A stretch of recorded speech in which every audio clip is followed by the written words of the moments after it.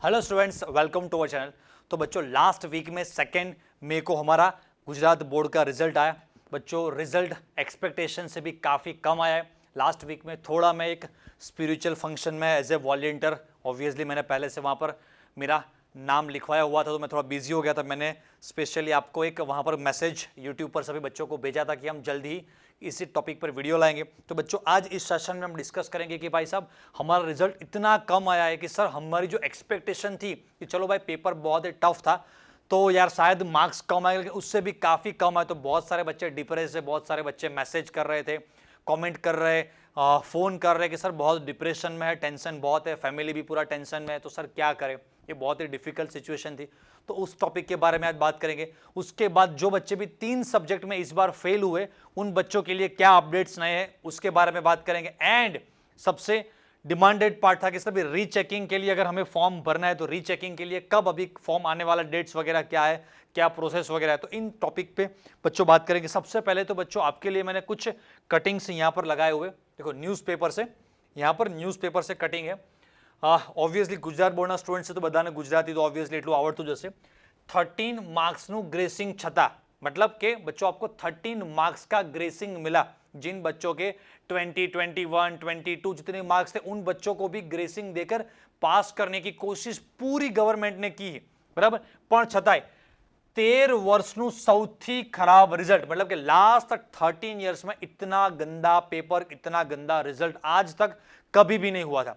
जिस दिन केमिस्ट्री का पेपर इतना गंदा निकला, उस दिन मैंने शाम को वीडियो बनाकर एक डेंजर थंबनेल में लिख दिया था कि भाई लास्ट 10 ईयर्स में, लेकिन देखो 13, मैंने तो वहां पर 10 ईयर्स बोला था, लेकिन प्रूफ के साथ यहां पर इन लोगों ने અહીંયા प्रूफ સાથે લખેલું છે। જો કે લાસ્ટ 13 યર્સમાં, 13 વર્ષમાં આટલું ગંદુ રિઝલ્ટ કોઈ દિવસ નથી આવ્યું। મેં પણ તમને કીધું હતું કે લાસ્ટ 13 વર્ષમાં મારો એક્સપિરિયન્સ, લાસ્ટ 10 યર્સનો સોરી મારો એક્સપિરિયન્સ એવું કહે છે કે આટલું ગંદુ લાસ્ટ 10 વર્ષના તમે બધા જ પેપર સોલ્વ કર્યા હતા, 10 વર્ષની આપણે આઈએમપીના બધા જ ક્વેશ્ચન સોલ્વ કર્યા, તો પણ થયું નહીં। मतलब કે છતાં પણ પેપર આટલું બધું અઘરું આવ્યું, એ 10 વર્ષના ક્વેશ્ચન સોલ્વ કર્યા, પણ એમાંથી બી ઘણું બધું આવ્યું અને ઘણું બધું ના આવ્યું। જો 13 વર્ષમાં मतलब કે 35% સ્ટુડન્ટ્સ ફેલ છે, 35% વિદ્યાર્થીઓ ફેલ થઈ ગયા છે, બરાબર। ઘણા બધા સ્ટુડન્ટ્સને એ વખતે એવું લાગતું હતું કે સર એટલા બધા ટેન્શનમાં તમે બધા હતા, એટલા બધા ડિપ્રેશનમાં આવી ગયા હતા કે સર તમે અમને બધું આપ્યું અને છતાં તમારા પર ભરોસો હતો અને કંઈ જ ના આવ્યું।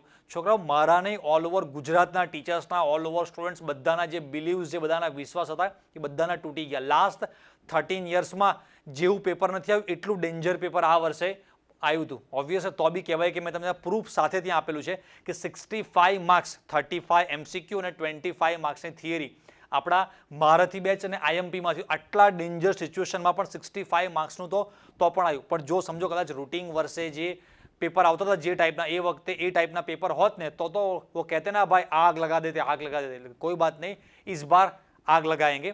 तो देखो, तो 13 યર્સમાં છોકરા તમે જોશો તો અહીંયા જો ફિઝિક્સમાં 37, मतलब કે 37,000, કેમિસ્ટ્રીમાં 36,000, બટ एक्चुअली ओरिजिनल जो गवर्नमेंट बुकलेट बाहर आपेली है, बाहर पाड़ेली है, गवर्नमेंट ने जो बुकलेट बनाए उसमें 38,000 नियरली, मतलब राउंड फिगर पकड़ के चलते तो 35 प्लस, 35,000 प्लस 35,000 करता पण वधारे छोकराओ फेल थया। आवुं लास्ट 13 વર્ષમાં પણ કોઈ દિવસ થયું નથી। જસ્ટ અહીંયા એ લોકોએ નંબર્સ આપેલા છે, કોઈક જગ્યાએ મેં જસ્ટ રીડ કર્યું હતું, એક્ઝેક્ટ અત્યારે મને આમાં મળશે નહીં, નેક્સ્ટ કોઈક સ્લાઇડમાં છે। બટ સિંગલ સબ્જેક્ટમાં ફેલ હોય ને એવા અરાઉન્ડ છોકરાઓ 400 થી 500 સ્ટુડન્ટ્સ है, 400 to 500 स्टूडेंट्स बच्चे हैं कि जो सिर्फ सिंगल सब्जेक्ट में फेल है। मतलब कि उस डेटा को देखकर, ये डेटा ने જોઈને મને એવું લાગ્યું કે આખા ગુજરાતમાંથી આ ડેટા રોંગ લાગે છે કે 400-500 છોકરા થોડા એક સબ્जेक्टમાં फेल હોય।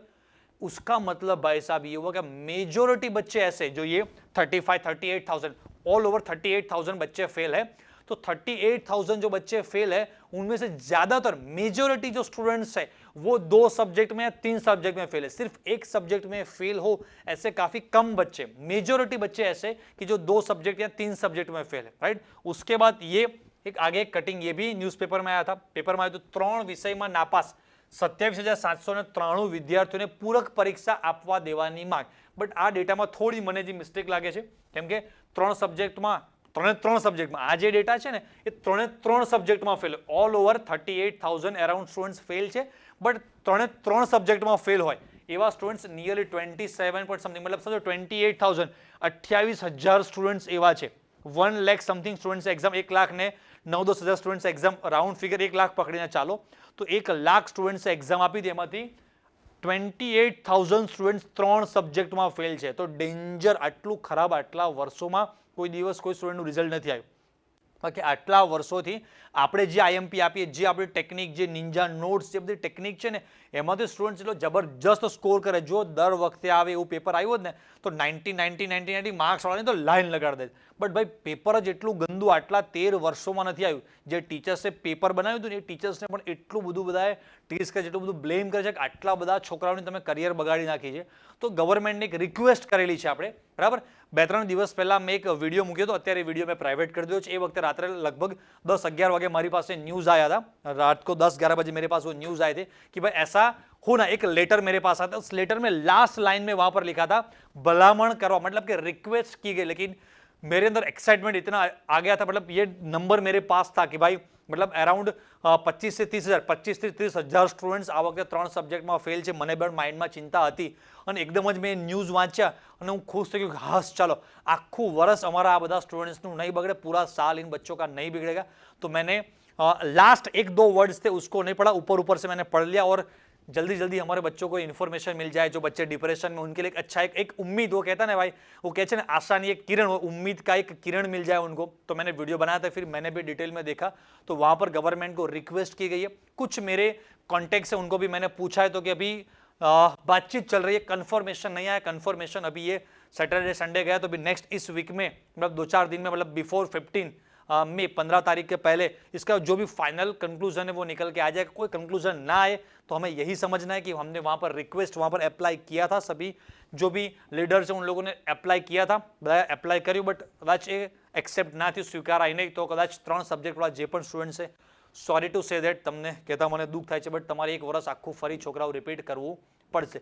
બટ સહેજ પણ ચિંતા કરશો નહીં, લાઈફમાં એવું કંઈ જ નથી કે તમારે સમથિંગ ચલો એકાદું વર્ષ બગડી ગયું તો શું, ચલો એના માટે પણ આપણે આગળ વાત કરીએ. તો સૌથી પહેલાં જે સ્ટુડન્ટ્સ માટે બહુ જ ખરાબ રિઝલ્ટ છે, એમની एक्सपेक्टेशन करता પણ ઘણું રિઝલ્ટ ઓછું આવ્યું છે, બરાબર.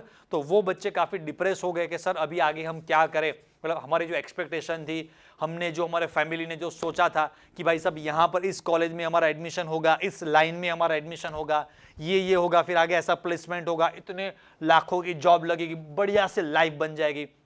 तो भाई जब से हमने nursery, junior KG, senior KG, first standard से स्टार्ट कर 12th स्टैंडर्ड, मतलब कि जो भी हमने 12-14 जो भी 12-14 ईयर्स पूरी जो भी हमारी जर्नी रही, राइट, ये मेनली 12 ईयर्स की फर्स्ट स्टैंडर्ड से लेकर 12th स्टैंडर्ड की जो भी जर्नी थी, जो ड्रीम था कि भाई 12th स्टैंडर्ड का बोर्ड एग्जाम होगा और उसमें हम दबा के पढ़ेंगे और मचा देंगे, फोड़ देंगे. लेकिन सर हमसे इतना हो नहीं पाया. तो बच्चों ये है ना, लास्ट 13 ईयर्स में ऐसा कभी नहीं हुआ है, इतना गंदा इस बार एग्जाम हो गया. तो सर हम बहुत डिप्रेस है.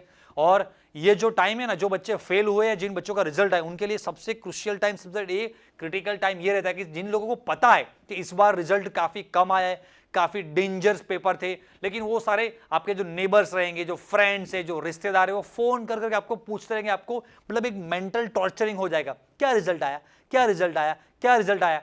वही लोग जब आपका 90% प्लस, जब 90, अगर आपने व्हाट्सएप पर स्टेटस में ये अगर आपने ये लगा दिया कि भाई हमारा रिजल्ट इतना बढ़िया सा मस्त आया है, सभी सब्जेक्ट में 90 है, तो उनमें से कोई फोन नहीं करेगा, उनको पता है. लेकिन जिनको ऐसा लगता है कि यार सर हमको पता है कि इसका 2 सब्जेक्ट में फेल है, ये बच्चा 3 सब्जेक्ट में फेल है, सुबह से फोन कर रहे हो, फोन नहीं उठा रहा है, तो जानबूझकर कॉल कर करके कोशिश करेंगे, आपको परेशान करने की कोशिश करेंगे. तो ये बहुत ही डेंजर वाला टाइम रहता है. तो जो बच्चे जिनका एक्सपेक्टेशन जो था उनसे कम रिजल्ट आया, तो उन बच्चों के लिए सबसे पहले मैं ये कहूंगा, इससे आपका रिजल्ट ज्यादा आए या कम आए उससे कोई फर्क नहीं पड़ेगा. एक छोटा सा एग्जांपल देकर आपको समझाऊंगा. समझ लो कि भाई सब कुछ सही होता, अच्छा सा मस्त वाला बैलेंस वाला पेपर होता, राइट, एकदम मस्त बैलेंस पेपर આવતું, तो समझो कि तुम्हारा 80 मार्क्स આવતા. अगर आपके 80 मार्क्स आते, राइट, अभी इस बार पेपर थोड़ा डिफिकल्ट है, पेपर थोड़ा अघरू आयु, तो समझो कि तुम्हारा मार्क्स थोड़ा ओछा, आपके मार्क्स कम आए, 70, बराबर 70 मार्क्स आए. तो कोई चिंता नहीं करो. समझ लो कि भाई आपके अगर 80 मार्क्स आते और आपके क्लास में कोई रैंकर है तो उसके कितने आते, 90 आते. अभी पेपर टफ होने की वजह से आपका 10 मार्क्स कम आया, 80 की जगह पर आपकी जो एक्सपेक्टेशन थी, તમારી જે આશા હતી કે મારા 80 આવશે, એનાથી તમારા અત્યારે આયા 70, તો કોઈ વાંધો નહીં. જેની एक्सपेक्टेशन 90 ની હતી એના પણ 80 આયા છે, मतलब कि आपके 10 मार्क्स कम आए तो उसके भी 10 मार्क्स कम ही आए. लास्ट ईयर समझ लो कि जिन बच्चों को 95 पर किसी कॉलेज में एडमिशन मिलने वाला था, तो उसी कॉलेज में उसी सीट पर आज इस बार उस बच्चों को 80 पर एडमिशन मिल जाएगा। तो लास्ट ईयर पेपर इजी था तो सबका रिजल्ट ऊपर आया था, इस बार पेपर डिफिकल्ट आया तो सबका रिजल्ट कम आया। और ऑब्वियस है कि कंपटीशन भी काफी कम हो चुकी है। कुछ बच्चे ऐसे भी हो गए ज्यादा डिप्रेस हो गए होंगे, फिजिक्स का पेपर डिफिकल्ट था, उसके बाद केमिस्ट्री भी डिफिकल्ट आया, तो उसके बाद यार मैथ्स में या बायो में उनका कॉन्फिडेंस डाउन हो गया। समझ रहे हो? तो ये मतलब कि अगर अच्छा होता तो सबका अच्छा होता, बुरा हुआ तो सबका बुरा हुआ है। तो आप टेंशन मत लो। अगर आपके 70 मार्क्स आए और आपकी एक्सपेक्टेशन 80 की थी और 80 के बेसिस पर आपको किसी कॉलेज में एडमिशन मिलने वाला था, तो इस बार 70-75 पर अराउंड उसी कॉलेज में, उसके नियर कॉलेज में आपका एडमिशन हो जाएगा। अगर आप गुजरात के बारे में बात करें तो गुजरात में समझ लो भाई टॉप लेवल एज एग्जांपल के भाई DICT चल रहा है या PDPU चल रहा है, तो DICT में एडमिशन हो या PDPU में हो या निरमा में हो, कुछ इतना ज्यादा कुछ भी ज्यादा फर्क पड़ने वाला नहीं है।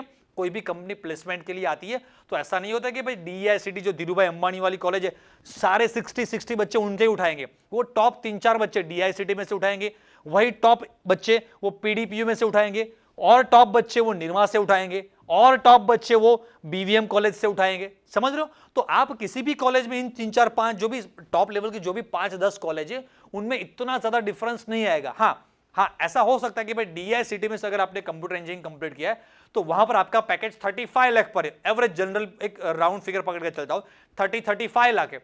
तो आपने निरमा से कहा तो सेम ऑब्वियसली हो जाएगा।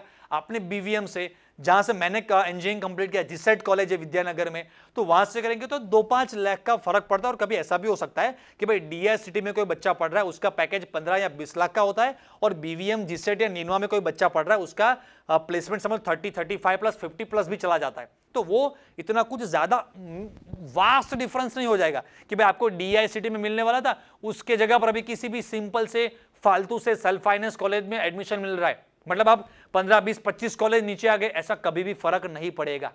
तो ऐसा टेंशन मत लो। ओके बच्चों, तो ये बात हुई थी जिन बच्चों का रिजल्ट काफी कम आया। अभी नेक्स्ट जो बच्चे 2 या 3 सब्जेक्ट में फेल है तो वो आगे क्या करें, उनके दिमाग में भी टेंशन है। तो सर कुछ हमारे लिए भी कुछ मोटिवेशन कह दो। तो जो बच्चे 1 या 2 सब्जेक्ट में फेल है तो कोई बात नहीं, आपके लिए जुलाई में नेक्स्ट एक ऑप्शन है, और 2 महीना इतना ज्यादा कुछ लेट नहीं है। हाँ, कुछ रिश्तेदार, कुछ आपके पेरेंट्स या कोई भी फ्रेंड्स वगैरह आपको ऐसा भी कहेंगे कि जो काम तेरे से 10 या 12 महीने में नहीं हुआ वो 2 महीने में तू भी क्या करेगा, भाई 2 महीना में कहीं ना था, आखो वर्ष में कहीं थी नहीं। तो भाई साहब उनको बोल देना कि 10 या 12 महीने में मैंने ये सीखा है कि भाई साहब क्या करना है और क्या नहीं करना है, कौन कौन से मिस्टेक्स नहीं करने। तो या ये जो 10-12 महीने आपने जो भी प्रिपरेशन की थी, तो उस 10-12 महीने में ऐसा तो कभी नहीं था कि आपने कुछ भी नहीं पढ़ा है, आपने बहुत कुछ पढ़ा है, लेकिन पेपर इतना डिफिकल्ट हुआ।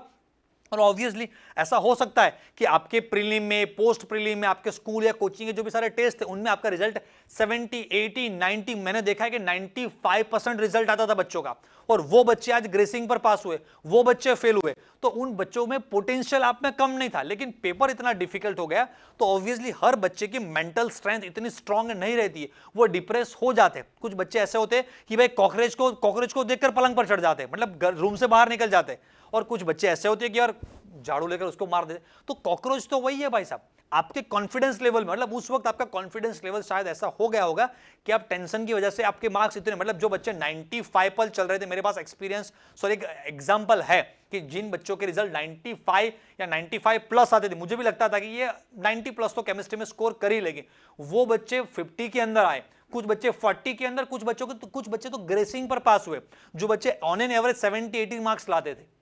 तो यार पेपर इतना डिफिकल्ट हो गया, इतना टेंशन आ गया, तो अभी ये तो प्रॉब्लम तो मतलब आपके जो भी हो गया वो हो गया, उसको छोड़ो। अभी 2 महीने आपके पास है, बहुत सारा अच्छा कंटेंट हमारा इस दोनों गुजराती मीडियम के लिए हमारा जो चैनल है, गुजराती मीडियम માટે જે આપણી જ્ઞાનશાલા જે ચેનલ છે, ઇંગ્લિશ મીડિયમ માટે જે આપણી ક્રિએટિવ કેમિસ્ટ્રી ચેનલ છે, યુટ્યુબ પર ઘણી બધી ચેનલ છે, તો તમારી પાસે આખા વર્ષના પેમ્પલેટ્સ, નોટ્સ, બુક્સ બધું છે જ, જસ્ટ ખાલી એને ફરીથી રિફર કરવાનું ચાલુ કરો। जो IMP हमने बोर्ड वक्त आपको देखी, उन IMP को भी एक बार देख लो। अभी आप सोचेंगे सर एक बार आप पर भरोसा करके देख लिया था तो अभी कुछ नहीं होने वाला, तो भाई साहब भरोसा मत करो, और है तो रखो और उसी चीज को, अच्छा आप हम पर भरोसा नहीं करेंगे, उस चीज को प्रिपेयर नहीं करेंगे तो करेंगे क्या? लास्ट 10 इयर्स में जितने क्वेश्चंस पूछे गए सारे क्वेश्चंस एग्जाम के नेम ईयर के साथ आपको दे दिए थे। अभी उन चीजों को नहीं पढ़ेंगे तो जो बाकी बचा वो क्या पढ़ेंगे? कोई बात नहीं, भरोसा नहीं है तो मत पढ़ना, भरोसा है तो उसी चीज को रिपीट करना। हमारे जो ऑफलाइन वाले बच्चे हैं उनको तो मैं यही कहूंगा कि जो मैंने आपको आईएमपी दिया था भाई, लास्ट ईयर का पेपर देखो, उसके 2 साल पहले, उसके 4 साल पहले, 5 साल के 2015 से लेकर सारे पेपर्स देख लो और हमारी आईएमपी कंपेयर करो, तब आपको पता चलेगा कि भाई कब आईएमपी से आता है। और ऑब्वियसली कभी 2 महीने बाकी है आपके, तो 2 महीने में मस्त वाली प्रिपरेशन करो, जो हुआ उसको भूल जाओ। अभी जो बच्चे 3 सब्जेक्ट में फेल हुए, राइट, हाँ, रीचेकिंग के बारे में सर कर सकते कि नहीं, तो रीचेकिंग के बारे में भी आगे बात करते हैं। अभी जो बच्चे 3 सब्जेक्ट में फेल है उनको भी 1 वीक के लिए वेट एंड वॉच करना पड़ेगा। अगर अभी 1 वीक में वो डिसीजन नहीं आता है तो आपको थोड़ा 1 साल ड्रॉप तो ड्रॉप भाई साहब, लेकिन पूरा ईयर आपको रिपीट करना पड़ेगा और नेक्स्ट ईयर मतलब मारू ताड़ू फोड़ू प्रैक्टिस करो थोड़ी तो हो जाएगा, कोई बात नहीं। अभी देखो जो बच्चे रीचेकिंग के लिए सर अपडेट्स क्या है, तो रीचेकिंग के लिए ये अपडेट्स है। सबसे पहले गुजरात बोर्ड का देखो, यहाँ पर गुजराती में लिखा हुआ है, मार्च 2023 ની પરીક્ષાનું પરિણામ જે રિઝલ્ટ આપણું 2 મેના જે આવ્યું હતું, બરાબર, ઉમેદવારો उत्तर वही अवलोकन के गुण चकासणी, अवलोकन एंड गुण चकासणी मतलब कि आपको रीचेकिंग हो रहा है। अभी इसके लिए थोड़ी पहले डेट्स बता देता हूं, फिर उसमें क्या होता है वो बताते थे। देखो ओएमआर ની નકલ મેળવવા માટે मतलब કે તમે ઓએમઆર માં જે રાઉન્ડ કર્યા તેની એક પ્રિન્ટ આઉટ તમારા ઘરે આવશે। અરજી કરવા ઈચ્છતા હોય તેઓએ બોર્ડની વેબસાઇટ જે કોમન વેબસાઇટ છે gseb.org અથવા તો આ જે એક્ઝામ છે, બટ મેઇન ડેટ આ છે કાલથી, मतलब કે ટુડે ઇઝ 8 મે, બરાબર, તમે વિડિયો કાલે જો તો બટ ડેટ જોઈ લેજો, 9 મે થી સ્ટાર્ટ, 9 મે બપોરે લખ્યું છે 14 કલાક, मतलब કે બપોરે સમથિંગ 2 વાગ્યાથી સ્ટાર્ટ થશે અને 16 મે સુધી સાંજના 5 વાગ્યા સુધી રજીસ્ટ્રેશન કરી ऑनलाइन अर्जी કરી શકાશે। मतलब कि जो बच्चे रीचेकिंग के लिए जो अप्लाई करना चाहते हो, कल से रीचेकिंग का स्टार्ट होगा, कल से दोपहर के 2 बजे से वो स्टार्ट हो जाएगा। तो आप जो भी वेबसाइट, इस वेबसाइट पर जाकर आपका जो भी डिटेल्स वहां पर मांगेंगे, आपका जो भी सीट नंबर है वगैरह जो डिटेल्स मांगेंगे, तो वहां से 2 चीजें, आपका जो ओएमआर पार्ट है, ओएमआर पार्ट आपने जो भी टिक मार्क किया था उसका एक प्रिंट आउट आपके घर पर आ जाएगा। आपको उस प्रिंट आउट को गुजरात बोर्ड की जो आंसर की आई हुई है उन दोनों को कंपेयर करना है और उसके बाद आगे कुछ नहीं करना है, क्योंकि उसके बाद आगे का कोई स्टेप ही नहीं बनाए भाई साहब। ये सिर्फ खुद को एक दिल को तसल्ली देने के लिए, बस खाली આપણને પોતાને એવું લાગે કે ભાઈ एक्चुअलीમાં તો મારા 25 કે 30 કે 35 કે 40 એમસીક્યુ કરેક્ટ હતા, બટ મારા 2 આ 5 આ 7 આ 10 ક્વેશ્ચન મારા ખોટા આપેલા છે, બાકી એનાથી આગળ કોઈ જ પ્રોસેસ ગવર્મેન્ટે બનાવેલ નથી। बस प्रोसेस है, बस भाई प्रोसेस ही ऐसा गवर्नमेंट ने बनाई है ऐसा। तो कुछ बच्चे सोचेंगे भाई साहब करना क्यों, तो फिर कुछ फायदा नहीं है। एक सेल्फ कॉन्फिडेंस नाम की भी कोई चीज होती है, समझ रहे हो, सिचुएशन की वजह से या कुछ एक्सवाइजेड रीजन की वजह से मेरा रिजल्ट नहीं आया था, बाकी I am a capable, I can do it, ये कॉन्फिडेंस है ना, ये कॉन्फिडेंस लाइफ में बहुत काम लगेगा। तो एक बार खुद को क्रॉस चेक कर लेना कि नहीं भाई साहब मैं करेक्ट था, मेरे 35 एमसीक्यू करेक्ट थे, लेकिन कुछ ना कुछ मिस्टेक की वजह से आज एमसीक्यू में मेरे सिर्फ 25 मार्क्स करेक्ट बताए।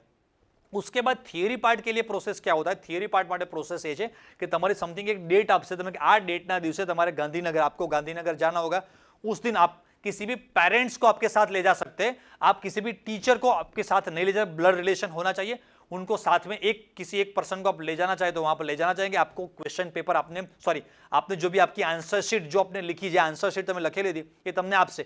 હવે એમાં રીચેકિંગમાં નહીં, રીટોટલ થશે, मतलब कि section A, section B, section D, section E, जो भी आपके सेक्शन है उनके जो मार्क्स के जो टोटल है तो सिर्फ उनका टोटल होगा वहां पर। तो कभी कभी बच्चों के ऐसा भी चांसेस हो जाता है, क्यारेक એવું भी पॉसिबल है कि टोटलમાં मे बी मिस्टेक હોય, તમારી ઓએમઆર ની આન્સર की તમારા ઘરે તમને આઈડિયા આવશે કે ચલો ઓએમઆર માં મારા માર્ક્સ 25 છે અને થિયરીમાં મારા માર્ક્સ પણ 25 છે, તો एक्चुअली મારા માર્ક્સ 50 આવવા જોઈએ, બટ મારી मार्कशीट में, हमारी मार्कशीट में सिर्फ 22 मार्क्स लिखा हुआ है।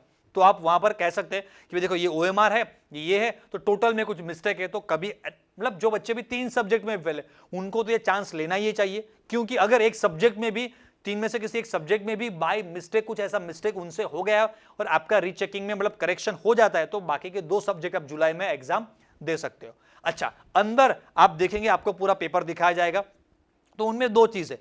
एक तो ऐसा कि भाई कोई क्वेश्चन उन्होंने चेक ही नहीं किया, पूरा क्वेश्चन पूरा एक न्यूमेरिकल चेक भी नहीं हुआ, सिर्फ छूट गया पेपर ऐसे टर्न करने में, तो उसका चेक होकर उसका जो भी मार्क्स है वो आगे ऐड हो जाएंगे। लेकिन आप देखेंगे कि पूरा मेरा न्यूमेरिकल या पूरा थियरी पार्ट, आखी थियरी, आखो एग्जाम्पल मारो साचो ज छे। एक्चुअली आना 4 मार्क्स आपवा जो 4 मार्क्स इसके होने चाहिए, लेकिन आउट ऑफ 4 मुझे सिर्फ 2 मार्क्स ही मिले, खाली 2 मार्क्स आपेला छे।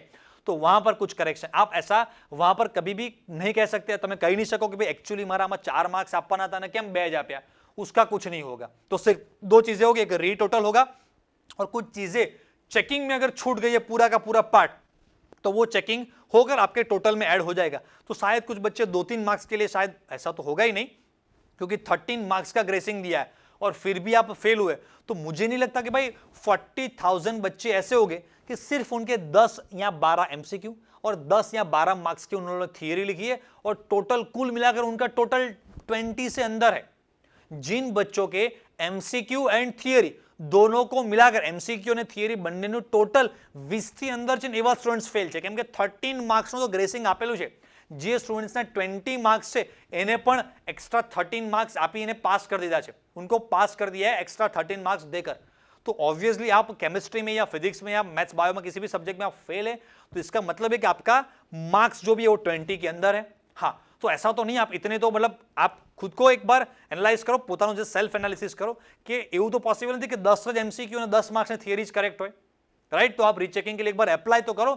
लाइफ में ऐसा कभी होना नहीं चाहिए कि यार एक चांस नहीं लिया, एक बार अप्लाई कर देते तो भाई इसका कुछ ज्यादा इतना फीस नहीं होता है। आई थिंक पर सब्जेक्ट 500 अराउंड, मतलब 500 के अंदर कुछ होता है।